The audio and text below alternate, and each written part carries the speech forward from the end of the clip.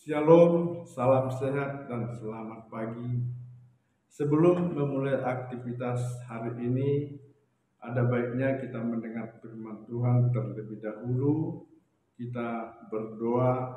Kami bersyukur dan berterima kasih kepada Engkau ya Tuhan atas kasih karunia-Mu, atas kasih setia-Mu, atas penyertaan-Mu hingga hari ini kepada kami.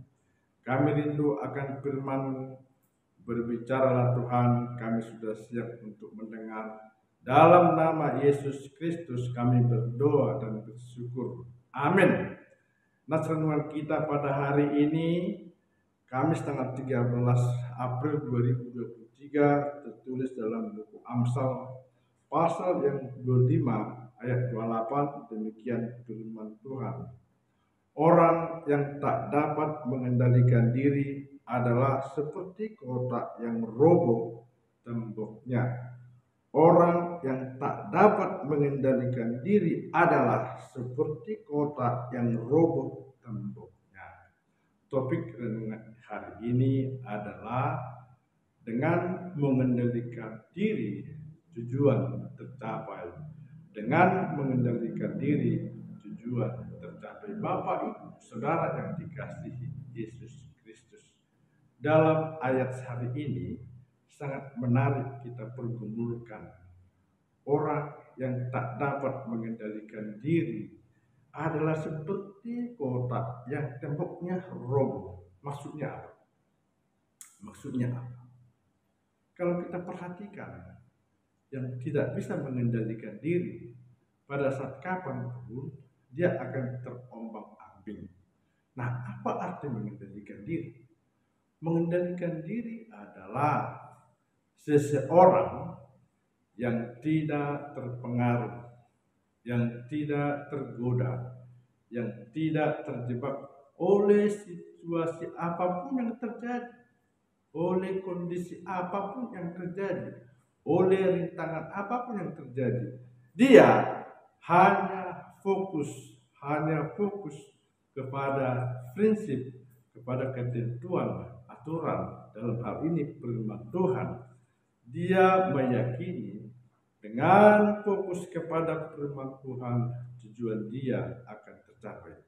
Kita bisa belajar dari Alkitab seorang Ayub yang oleh Alkitab menegaskan bahwa dia adalah seorang yang saleh, jujur, menjauhkan kejahatan, takut akan Tuhan. Suatu ketika anak-anaknya semua meninggal, harta-hartanya semua habis. Di saat ini terjadi, Ayub tetap tidak berbuat dosa, tidak mengklaim Tuhan. Malah perkataan dia ada yang sangat menarik. Tuhan yang memberi, Tuhan yang mengambil, terpujilah Tuhan. Itu dia. Nah, pada periode berikutnya lagi, Tuhan tetap mengadakan ujian sama Ayub, yaitu dia mengalami suatu penyakit yang tidak masuk akal.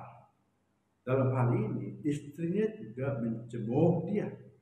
Tapi Ayub tidak mau terpengaruh, tidak mau tergoda. Dia tetap mengendalikan diri. Bahkan sahabat-sahabatnya yang dapat dipastikan sahabat-sahabat itu adalah kawan untuk curhat, berbagi, dan sebagainya.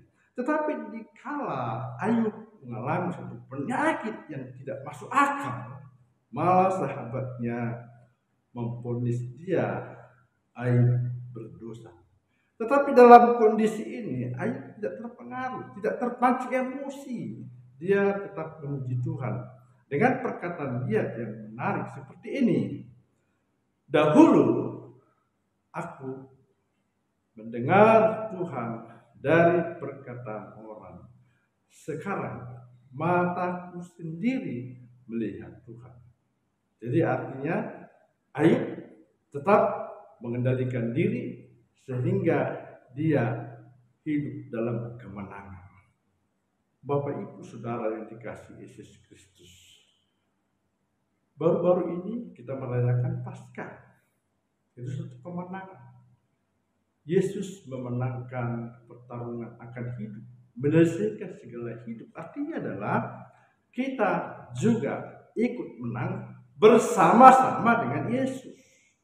Nah, kalau demikian halnya, apa yang kita lihat dari perjalanan Yesus? Satu hal yang menarik adalah mengendalikan diri, tidak terpancing oleh cemooh, oleh makian, oleh apapun, tidak terpancing, tidak pengaruh, tidak mau tergoda akan hal itu. Karena apa? Kita membaca dalam Injil diurai dengan jelas bahwa Yesus selalu taat dan setia kepada Bapa yang di surga dan selalu menuruti kehendaknya. Bapak Ibu Saudara yang dikasihi Yesus Kristus, kalau kita mempercayai, meyakini Yesus adalah juru selamat kita, dengan Yesus kita bisa menang. Tentu dalam hidup ini juga harus Yesus menjadi teladan atau contoh bagi kita. Apa yang kita contoh dari sana, dari Yesus, yaitu mengendalikan diri sekalipun rintangan, hambatan dan godaan. Dan apa yang terjadi zaman sekarang? Ada yang berkata dunia ini akan gelap, akan suram, akan resesi. Kita tidak terpengaruh akan itu. Kenapa? Bersama-sama Yesus semua bisa diselesaikan. Maka dari itu, salah satu pesan yang menarik dalam nas hari ini adalah mengendalikan diri. Orang yang tak dapat mengendalikan diri seperti kota yang temboknya roboh. Apa maksudnya? Seseorang yang tidak bisa mengendalikan diri, dia akan bertindak, berbuat sesuai dengan suara orang, sesuai dengan pendapat orang, sesuai dengan ajakan orang, sehingga dalam hidup dia akan terombang-ambing. Sangat luar biasa ayat hari ini. Dengan mengendalikan diri dan dengan mengendalikan diri, kemenangan adalah milik kita. Bapak Ibu Saudara yang dikasihi Yesus Kristus, apa respon kita terhadap nas hari ini?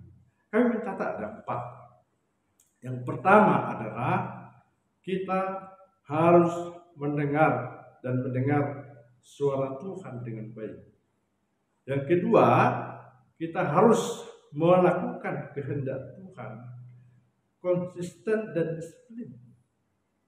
Yang ketiga adalah kita hanya percaya kepada Yesus, bahwa bersama-sama Yesus kita bisa melewati rintangan, hambatan apapun yang kita hadapi. Yang keempat adalah dalam aktivitas kita sehari-hari bersama-sama dengan Yesus akan bisa kita lalui, akan bisa kita selesaikan, akan sesuai dengan waktu.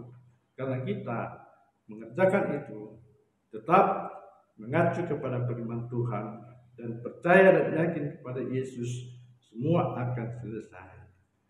Amin. Kita berdoa.